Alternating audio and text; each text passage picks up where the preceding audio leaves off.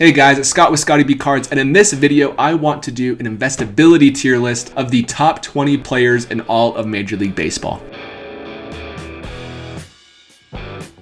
Alright, so nothing more fun than talking about investability tier lists, but the good thing about this is I'm looking at the top 20 players in Major League Baseball according to Major League Baseball. This is not my list. I took the Major League Baseball list, their top 20 players, and I'm reacting to them on this tier list. In no way am I saying this is my belief of these are the top 20 players. I think it's relatively accurate, but it's not my list. It would be different if it was mine. Last year, I didn't say that when I made this video. People were really upset about it. So I want to make sure that's clear this year that I am just reacting to these players and saying where I think short to long term their investability rankings are. So let's just start this out. It should be relatively simple. All these players are good. None of these players are going to be D's and lowers. They just aren't because they're all top players in baseball. So let's just start it out with number 20. Number 20 according to Major League Baseball is Marcus Semien. If you look at the actual last 3 years, he has 2 top 5 MVP finishes. He's come into his own, hit one of the best second base seasons of all time last year as he moved from shortstop to second base, has the most home runs ever in a season for a second baseman as he played with Toronto last year, and he's a good ball player. The issue with Marcus Semien is he figured it out a little bit later than where you need to be in order to make the Hall of Fame. The good thing about Marcus Semien is he has hardly any rookie cards in comparison to other players because he wasn't a huge prospect coming out of the minor leagues like, Wander Franco will be. I don't know if this is a fair rating, but this is where I would personally put him is at a C. And the reason I put him as a C, that's not bad. That's basically average. And the point of that is because he needs to do a lot in the rest of his career to have good long-term value. He needs to be a great ball player with the Rangers. He basically needs to have a Hall of Fame 30s in order to make the Hall of Fame. I'm looking more mid to long term. I think I said short term earlier, but I mean mid to long term because that's where we're looking at these players. A lot of them aren't like the ultra young guys. These are the established veterans. So mid to long term is more of their value. And unless Marcus Semien can make the Hall of Fame, I think he'll just be another good player. Hall of very good, and that won't help his rookie cards. So I think he's a C investment. That brings us to number 19, Nolan Arenado. I am biased. I loved Arenado, but I've kind of come down to earth on him because I don't get to see him every day and because you like your team. You like the players on your team. I think I had Arenado as an A tier investment last year. I think that was a little too ambitious. I think he's probably a B plus tier. And the reason I say that is because as he's aged the last 2 years with the Rockies in 2020 and the Cardinals in 2021, his numbers were a step back from where he was offensively. His defense is still good, but it wasn't as good. Ke'Bryan Hayes is now, in my opinion, going to be the best defensive third baseman in the National League. If you go look at his defensive numbers, if you don't believe me, I think Arenado could win a few more Gold Gloves. I think he will, but it's going to be harder with Hayes being his competition and him being so much younger. So because of that, I think Arenado will make the Hall of Fame, but I don't think he's going to be an inner circle Hall of Famer. Look at Chipper Jones. I think Chipper Jones will have more cultural significance than Arenado because Chipper Jones, it was a better bat, switch hitter, all these different things for the Braves, one guy team. He's basically done everything in order to have good value. So I put Arenado as a B plus. Very similar player, Manny Machado, for a lot of the same reasons I have as a B plus as well. Probably a Hall of Famer in my eyes. He has a lot of work to do. Have to do some stuff to get there. Good bat, great defense, and because of that, I'm as a B plus on this list next to Nolan Arenado. Next up is Walker Buehler, and Walker Buehler is interesting. He's been good, but he hasn't been Clayton Kershaw good. He hasn't been Jacob deGrom good, Max Scherzer. He hasn't been a top pitcher. He's been a really great pitcher, and he has a lot of potential to be that next guy, but he's doing a little bit older. And yes, a lot of pitchers can have long peaks. Look at Nolan Ryan, look at Zach Greinke, look at Justin Verlander, and Max Scherzer, but that's more of out of the normal. Look at Cole Hamels. He kind of burnt out. Look at Felix Hernandez. Look at Tim Lincecum. These players, they peak and they burn out. And so for Walker Buehler, I debated between a C plus and a C just because he is a pitcher one, and because of that, he's also a little bit older and he doesn't have that top performance yet in his career. He has a great top 5 Cy Young finish from last year, but even then, I don't think he was worth more than 5 or 6 WAR in his best season so far. And so because of that, I have him as a C. Gerrit Cole, he's a very good pitcher as well. A lot of similar reasons to Walker Buehler. He's a better pitcher in my opinion than Walker Buehler has been so far, but Gerrit Cole is also older. He's with the Yankees. I think he has an outside chance at the Hall of Fame, but it's not going to be easy for Gerrit Cole. I think he could get there. I think there's an argument for a C plus or a B minus for this type of player, but because he's a pitcher, I'm probably putting him as a C plus. Now we have José Ramírez at number 15. José Ramírez, I talk about him all the time. I love José Ramírez. This year, this is his make or break season. If he has a 6 WAR season, we have to see what happens this year. I have him as a B minus, only because if he's able to have another big year or two, he could be in that same category as Nolan Arenado and Manny Machado, but he's he's just not there yet, and he's relatively the same age. So I would say a B minus as of where he sits now for long-term investability. Carlos Correa is actually really good. I know a lot of people don't like Carlos Correa because of the Astros cheating scandal. He's extremely strange in a lot of ways with his interactions with fans and media. He says a lot of weird stuff, but he's a very good baseball player. Because he's not super likable, it's kind of like Manny Machado was. Machado is even a little bit more likable than Correa, I would say. It's tough. It's a toss-up on whether you like him or not. It's all personal opinion. But as of right now, he's a shortstop who has about,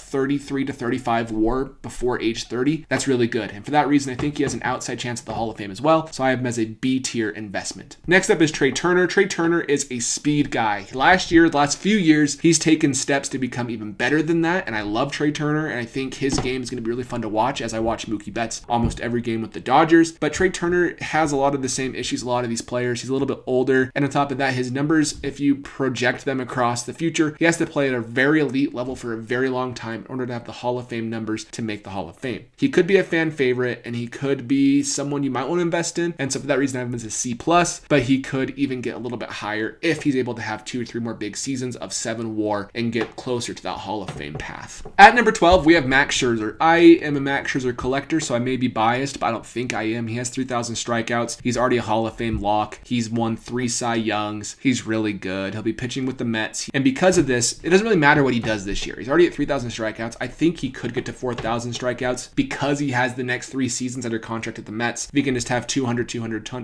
that gets it to 3,600 heading into his age 40 season, essentially, or 41 season. So I think Max Scherzer is an A tier investment. I like Max Scherzer. I think he's a first ballot Hall of Famer, and I think he has hardly any rookie cards, which only helps, and his cards will always have value. Next up is Aaron Judge. Aaron Judge is a very similar player where he is an all-star. He is a top tier player in baseball right now, but where Aaron Judge has talent up here, he lacks durability and he lacks debuting at an early enough age to really maintain value. He's like Wander Franco, where he had a rookie card in Top Series 1 and tons of rookies across the entire year, which dilutes all of his values for all of his rookie cards because there's just so many options. And because of that, Aaron Judge is a B in my eyes, as he has about 26 WAR heading into his age 29 or 30 season. He needs to do a lot. He needs to be really healthy in his 30s to make the Hall of Fame. It could be like Don Mattingly. Don Mattingly is not in the Hall of Fame, but he's a Yankees favorite. If the Yankees can lock him up long term, he has that potential, and if he's able to do it, then he could be going from a B to a B+ guy like Arenado and Machado. But I think the Hall of Fame is extremely important in baseball, and without that on your baseball reference page, it will hurt your value slightly. After that, we have some younger talent. Ronald Acuña Jr. Ronald Acuña Jr. tore his ACL last year. We all know in July that happened. It sucks. I may not have any rookie cards, maybe just one of Ronald Acuña Jr., but I still want him to be good because it's good for baseball in general. We have good MVP races. We have good players. We have good recognition in the media. All these things help baseball values because baseball cards, let's face it, compared to basketball, it's not as mainstream nowadays when you look at popularity of the sport. I think baseball, the whole rhetoric that it's dead is completely overblown. I don't think baseball is dead. I think it's actually, if you look, getting a little bit more popular, especially amongst youth participation as football's dying out because of the concussion issues and stuff. But because Ronald Acuña is young, he has a lot of potential. His ceiling is high. I have him as an A tier investment. I think that he could have a Hall of Fame career, and because he has so much hype already in the hobby, if he can keep playing well, his cards will keep having value. And long term, if he's able to have that Hall of Fame career, his stuff is going to be extremely expensive. So I think he is a good investment. Freddie Freeman. Freddie Freeman is a great ball player. He's a first baseman who is now on the Dodgers. Again, that Dodgers team between Mookie, Trea Turner, and Freddie Freeman is going to be so fun to watch. Even Walker Buehler and Clayton Kershaw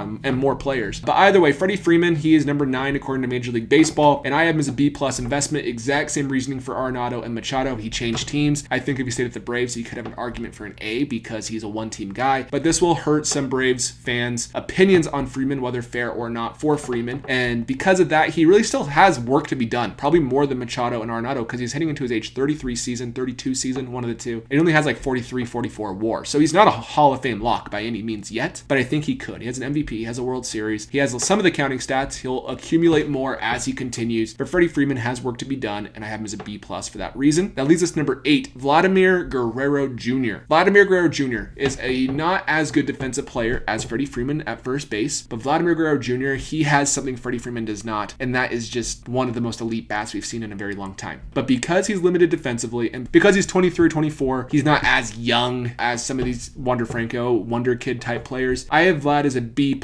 I completely get the argument as an A- as well, but I want to see Vlad have a a very similar year to last year. If he can do that, Vlad is an easy A next year. If he can have 2 big seasons where he's close to 50 home runs, his batting average is above 300, his OPS is close to 1,000 or over 1,000, that's a good ball player. And if Vlad can keep doing that, he'll be like David Ortiz in the sense he might not provide defensive utility, but he does provide extreme offensive utility that only a handful of players have ever been able to provide. But for now, I have him as a B+ for that reason. Now we have Jacob deGrom. Jacob deGrom is the most polarizing player on this list. If you're young school, you think Jacob deGrom is on a Hall of Fame path. If you're middle, when I say middle, a lot of people who are probably 35 to 40, not even old school necessarily, you might say he's probably not a Hall of Famer. And if you are old school, you'll say he has 77 wins at age 34. And on top of that, he has hardly any team success. He doesn't have very many strikeouts. I think he has less than 1,500 strikeouts at age 34. All of these things make you think he's not a Hall of Famer. I think deGrom, he could have been. I think he still can be, but he's hurt again. He's hurt at least out for a month, at least. I think it'll be a few months before we see deGrom back, and because of that, I have him as a B investment. He has an insane peak. If you look at Sandy Koufax, he only has about 50 career WAR as well. Doesn't have all the accumulative stats that you need to be a Hall of Famer, but because he was so dominant, he made the Hall of Fame. Maybe Jacob deGrom's on that same path. Maybe you think I'm a sinner because I mentioned those two in the same sentence. But either way, he's kind of like our version in the sense he will not have all the accumulative stats, but he has that dominance and peak that is really important for Hall of Fame voting. I think that's becoming more and more important. But as of right now, because he's hurt, he's a B. If he'd have been healthy, I probably would have said A- or a B+, just because, again, for the same reason he's older, but he's still a top pitcher in baseball. At number 6, we have Mookie Betts. He is the best player in the history of baseball. I'm just kidding. People get upset with me because I talk about Mookie Betts so much. It's because I have a lot of his cards, and I do think he is an easy Hall of Famer. He's already at 50 WAR at age 28. That's insane. And on top of that, he is playing for the Dodgers, has World Series aspirations, already has 2 World Series, has an MVP. He had a down season due to injury last year, but he's healthy this year. Mookie Betts is a clear A investment for me, in my opinion, and if you disagree, that's totally fine. But he has basically better numbers than anyone we've seen so far, career numbers, and he's younger than almost a majority of them all. So Mookie Betts is an A in my book.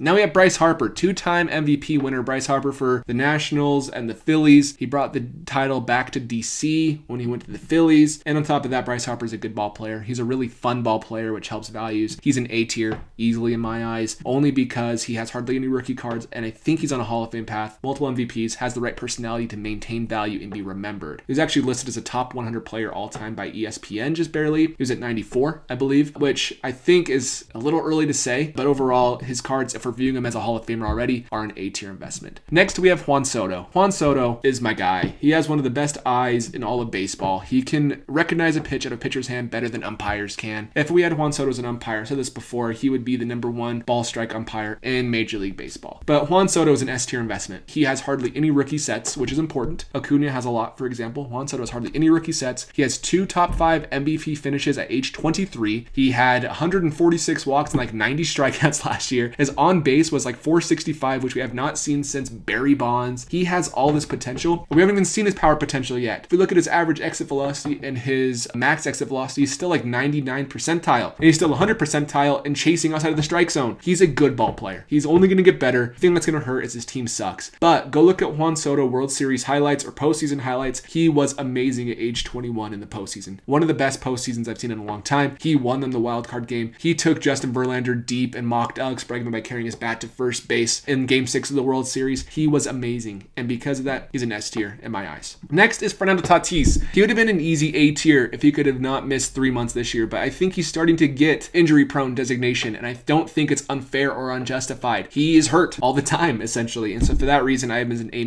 because his ceiling is so high, and I could argue Vlad and him should be the same, so I could even put him as a B+, or Vlad as an A-, because Vlad stayed healthy, at least, and he's put up great offensive numbers. It's just Tatís has a better positional value. I know we think he's not good because of a lot of errors, but overall, he's still rated out positively versus outs above average, which measures him against league average defensively. And so if he can just stay healthy, he's such a good ball player, but that's baseball. That's how it works. That's why certain players, again, like Don Mattingly, didn't make the Hall of Fame. It's because they were injured. It's why other players who are great, Tony Conigliaro back in the 60s and 50s, he got hit in the face and lost basically his eyesight while he had one of the best 19 and 20-year-old seasons ever. It's just hard. For Tatís, I'm as an A- right now. If he can come back and be good. He'll maintain there. If he doesn't come back and play well, probably be a B+ next year. Next is Mike Trout. Michael Nelson Trout from Millville, New Jersey. He is very good at baseball. He has 3 MVPs already, which is tied for second most all time behind Barry Bonds, who has 7, but he doesn't done steroids yet that we know of. And because of that, if he can get a 4th MVP, that'll be most all time for a non-steroid user, which will hold significant weight in baseball. So this year is a big year for Mike Trout. He looks healthy in spring training. I've seen him run full speed. His calf doesn't seem like it's bothering him at all. If he can win an MVP this year, his numbers are going to be godly for a lot of people. I have Mike Trout in the S tier. I think Mike Trout and Juan Soto are the best buys and holds in all of baseball right now. Yes, that's who I'm holding, so I'm probably biased, but I still think they're the safest bets that you can have in all of baseball. Next is Shohei Ohtani, and this is who Major League Baseball had as the number 1 pick in all of baseball. He had one of the most interesting and successful baseball seasons of all time last year. I don't know if he can redo that this year. We have to see, because staying healthy doing those 2 things is insane. But if he can, guys, he's 27 years old. He only has about 15 WAR, so his Hall of Fame traditional stats are unlikely. But if he's able to have 3 or 4 seasons where he's doing what he's doing, wins another MVP, he might not need to have those numbers. You might recognize he came over late from Japan at age 24 years old, and because of that, he's a Hall of Famer. It just depends on how he does this year and next year. So that's why I have taken the very undecided chance to label him as a B+,